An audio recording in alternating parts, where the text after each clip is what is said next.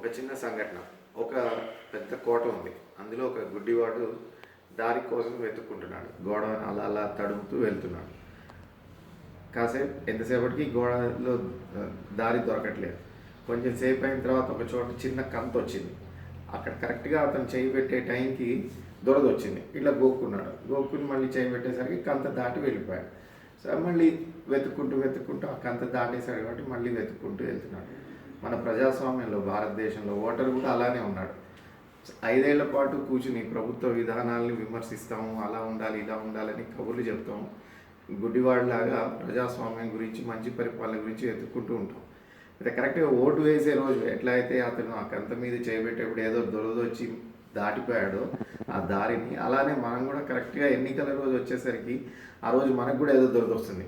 మా బావమరిది నించున్నాడనో, మా అన్నయ్య నించున్నాడనో, లేకపోతే మా క్యాస్ట్ అతను నించున్నాడనో, లేకపోతే మా సంస్థకి సంబంధించిన వ్యక్తి నించున్నాడనో, మా ఊరు వాడు నించున్నాడనో, ఎవరో ఒకళ్ళకి ఏదో దొరదతో ఓటేస్తాం. అలా కాకుండా సరిగ్గా ఆలోచించి ఈ ఎన్నికైన ప్రతినిధులు రేపు మన ప్రజాస్వామ్యంలో మనందరికీ సంబంధించిన నిర్ణయాలని చేయబోతున్నారు. కాబట్టి అందరి మంచిని కోరేవాడిని, మంచి నడవడిక కలిగిన వాడిని, మంచి ఆలోచన దృక్పథం ఉన్న వాళ్ళని ఎదురుదా లేకుండా మంచిగా ఓటు వేయాలని అందరికీ చెప్తున్నాను. తప్పకుండా ఓటు వేయండి.